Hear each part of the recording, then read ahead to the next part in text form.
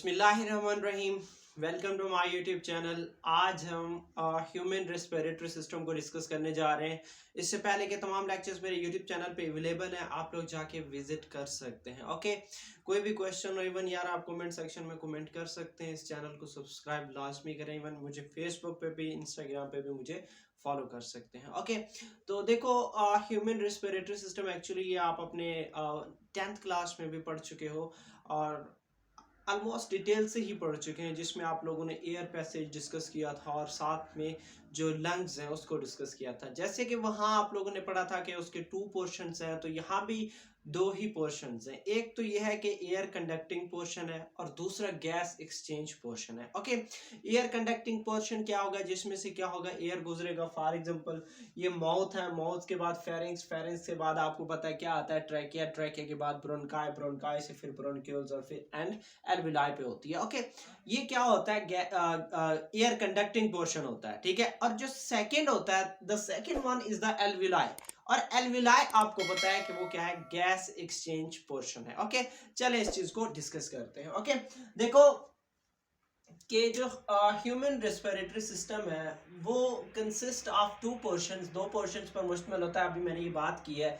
एक है gas exchange portion और सेकंड है एयर कंडक्टिंग पोर्शन। मतलब 2 पोर्शंस होती हैं, एक है गैस एक्सचेंज पोर्शन और दूसरा कौन सा है, एयर कंडक्टिंग पोर्शन।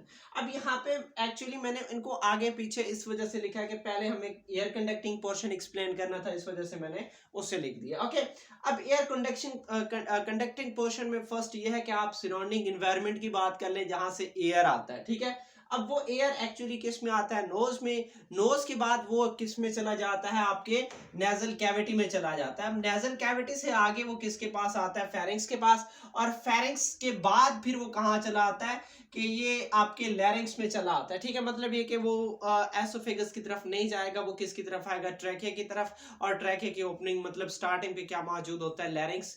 मतलब उसकी जो ग्लाटिस है, उस ओपनिंग है, उसको हम ग्लाटिस का नाम देते हैं। वो उस ग्लाटिस के रास्ते से क्या होगा, वो ट्रैकिया में डाउन द ट्रैकिया मूव करेगा। ओके, हाँ जाने जल्दी कर।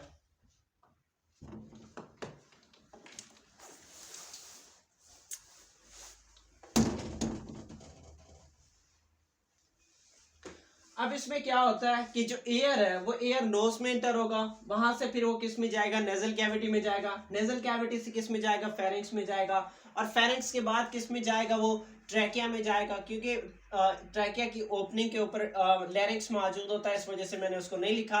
अब ट्रैकिया फर्दर डिवाइड हो जाता है, किसमें, ब्रोंकाई में डिवाइड हो जाता है। और आपको पता है फिर फर्दर जो ब्रोंकाई है वो किस में डिवाइड हो जाता है, छोटी छोटी स्मॉल मतलब ट्यूब्स में, जिसको हम नाम देते हैं ब्रोंक्यूल्स। और ब्रोंक्यूल्स फिर किस में डिवाइड हो जाते हैं, एल्वियोलर डक्ट्स में। और एल्वियोलर डक्ट्स अल्टीमेटली फिर किस में ओपन होती हैं, एल्वियोलाई में ओपन होती हैं। ओके, अब आपको पता है एल्वियोलाई एक्चुअली क्या होता है, गैस एक्सचेंज पोर्शन होता है। क्या होता है, गैस एक्सचेंज पोर्शन। ठीक है, कि ये वो गैस एक्सचेंज पोर्शन है। यहाँ पे क्या होगा, गैसियस एक्सचेंज, मतलब ये जो ऑक्सीजन है वो यहाँ से मतलब बाहर जाए, विद इन द मतलब ब्लड कैपिलरीज आएगा और वहां से कार्बन डाइऑक्साइड रिमूव होके जाएगा। ओके, मैं ये चीज कुछ ऐसा समझाता हूँ। ठीक है, कि ये देखें, फॉर एग्जांपल ये क्या है, आपका हार्ट है। ठीक है, अब हार्ट से क्या होता है, डीऑक्सीजनेटेड ब्लड किसकी तरफ जाता है, आपके लंग्स की तरफ जाता है। ओके, अब लंग्स में एक्चुअली क्या मौजूद होती हैं, एल्वियोलाई मौजूद होती हैं। अब वहां वो एल्वियोलाई क्या करते हैं कि ब्लड को क्या करते हैं, ऑक्सीजनेट करते हैं। ठीक है, मतलब ये कि जो ब्लड है, ब्लड से कार्बन डाइऑक्साइड को रिमूव करते हैं, कार्बन डाइऑक्साइड को रिमूव करते हैं और उसमें किसकी एडिशन करते हैं, ऑक्सीजन की एडिशन करते हैं। ओके, अब वो फिर आपको पता है कि वही जो ऑक्सीजनेटेड ब्लड है वो दोबारा किस में आता है, हार्ट में आता है। किस में आता है, हार्ट में आता है। अब वो जो ऑक्सीजनेटेड ब्लड है वो दोबारा हार्ट से किस में चला जाता है, आपकी बॉडी में चला जाता है, आपके बॉडी सिस्टम यानी सिस्टमैटिक पोर्शन में चला जाता है। वहां पे क्या होता है कि आपके तमाम जो सेल्स है, तमाम टिश्यूज को क्या प्रोवाइड की जाती है, ऑक्सीजन प्रोवाइड की जाती है। और वो जैसे ही मतलब वहां ऑक्सीजन प्रोवाइड की जाती है, ऑक्सीजन उनको दिया जाता है, तो इन रिटर्न वहां पे क्या प्रोड्यूस होती है, आपको पता है रेस्पिरेशन होती है। तो रेस्पिरेशन के नतीजे में सेल्स के अंदर कार्बन डाइऑक्साइड प्रोड्यूस हो रहा होता है। अब वो कार्बन डाइऑक्साइड एक्चुअली किस में आएगा, कि वो दोबारा ब्लड कैपिलरीज में आएगा और वहां से वो फिर किस में जाएगा, हार्ट में चला जाएगा। ओके, यहाँ तक बात क्लियर है। देखिए कि यहाँ पे ऑक्सीजन की एडिशन हुई है, ठीक है, और यहाँ पे क्या होगा कि कार्बन डाइऑक्साइड यहाँ से मूव करेगा और ऑक्सीजन क्या होगा, मतलब कंज्यूम हो जाएगा, ठीक है।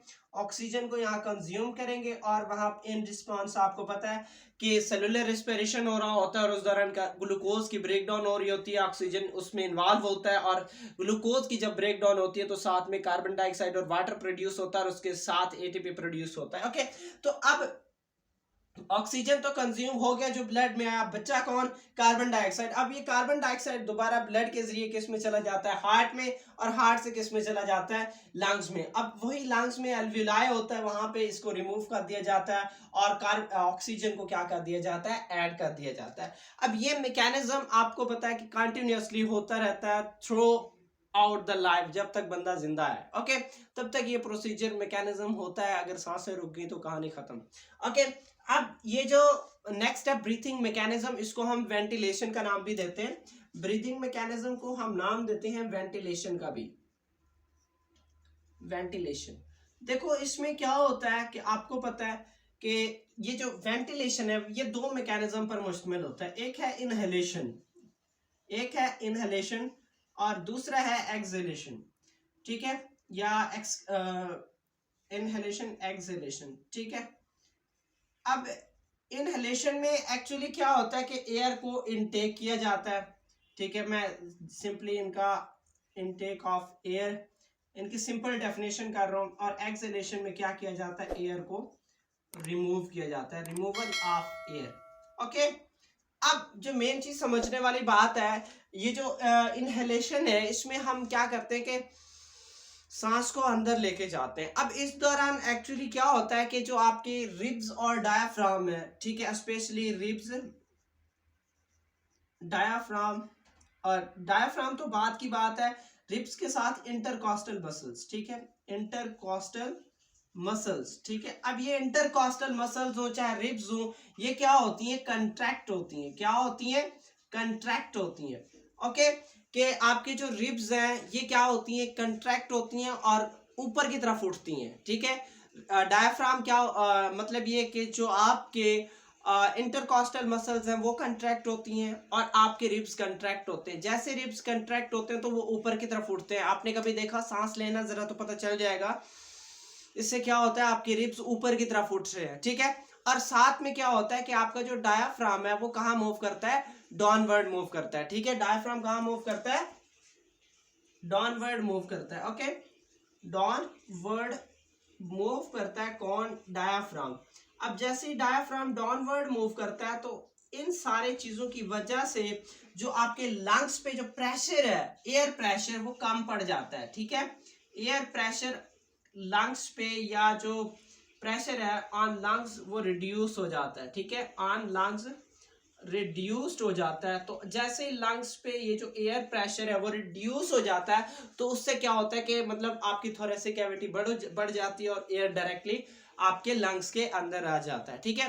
क्या किया है आपने, एयर को मतलब अंदर इनटेक कर गए और इस दौरान क्या हुआ, आपके जो इंटरकॉस्टल मसल्स है, मतलब रिब्स है ना, रिब्स के दरमियान, दो पट्टियों के दरमियान में जो मसल्स मौजूद होते हैं, इंटरकॉस्टल मसल्स। अब ये इंटरकॉस्टल मसल्स एक्चुअली क्या करती हैं कि उनके वो कंट्रैक्ट होती हैं। जैसे कंट्रैक्ट होती हैं तो रिब्स भी साथ में कंट्रैक्ट होते हैं और रिब्स ऊपर की तरफ उठ जाते हैं और इससे क्या होता है आपके डायफ्राम थोड़ा नीचे मूव करता है और कंट्रैक्ट होता है, डाउनवर्ड मूव करता है। और इस दौरान क्या होता है कि जो थोरेसिक कैविटी है वो बढ़ जाती है और इन रिस्पॉन्स क्या होता है आपके लंग्स के ऊपर जो प्रेशर है वो कम पड़ता है और एयर डायरेक्टली आपके लंग्स के अंदर इंटर हो जाता है। ओके, अब नेक्स्ट क्या चीज है यहाँ पे, मैं बता दूं साथ में आपको कि ये जो डायफ्राम है वो इधर मौजूद होता है। ओके, ये इधर डायफ्राम, ठीक है। अब ये डायफ्राम क्या करता है कि डाउनवर्ड मूव करता है। कहाँ मूव करता है, ये जो डायफ्राम है ये डाउनवर्ड मूव करता है जिससे आपके लंग्स पे प्रेशर क्या होता है, कम हो जाता है। Okay,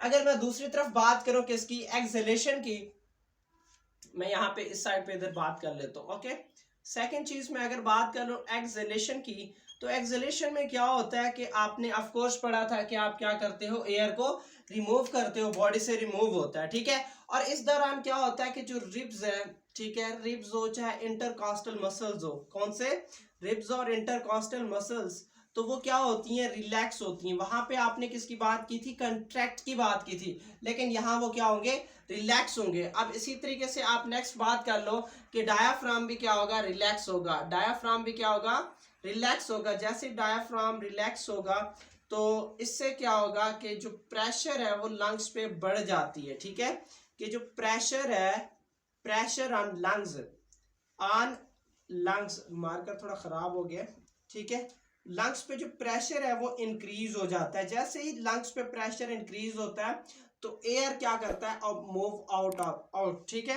air moves out of the lungs, ठीक है, आउट ऑफ द लंग्स, कि जो एयर है वो फिर क्या करता है कि लंग्स से बाहर चला जाता है। ओके, एक्सहेलेशन में क्या होता है कि भाई रिब्स और इंटरकॉस्टल मसल्स हैं जो पहले कंट्रैक्ट हुई थी, अब क्या होंगी, रिलैक्स होंगी, और इससे क्या होगा कि जो डायफ्राम है वो भी साथ में क्या हो जाएगा, रिलैक्स हो जाएगा और अपवर्ड मूव करेगा, ठीक है।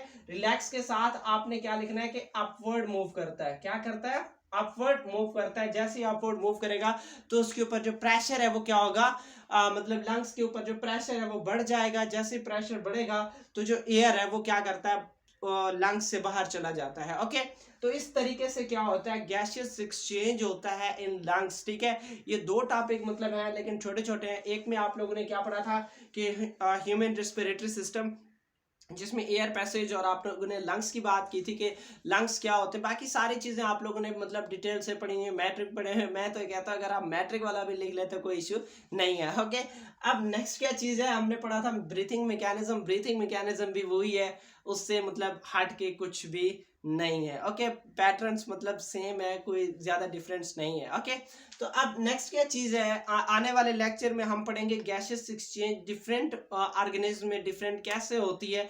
आपको पता है कि जो रिस्पिरेटरी पिगमेंट्स हैं, मतलब आपको पता है रेड ब्लड सेल मतलब उसके अंदर हीमोग्लोबिन मौजूद होता है, वो ब्लड को आगे लेके जाता है। ओके, लेकिन बहुत सारे ऐसे ऑर्गेनिज्म हैं, वर्टिब्रेट्स, इंसेक्ट्स, उनमें हीमोग्लोबिन नहीं होता, उसकी जगह दूसरा पिगमेंट होता है। ओके, इंशाल्लाह हम नेक्स्ट वीडियो में उस चीज़ को डिस्कस करेंगे। इससे रिलेटेड कोई भी क्वेश्चन हो यार कमेंट सेक्शन में कमेंट कर दो, और इंशाल्लाह मिलते हैं नेक्स्ट वीडियो में। तब तक इजाज़त चाहता हूँ। ओके, अल्लाह हाफिज़।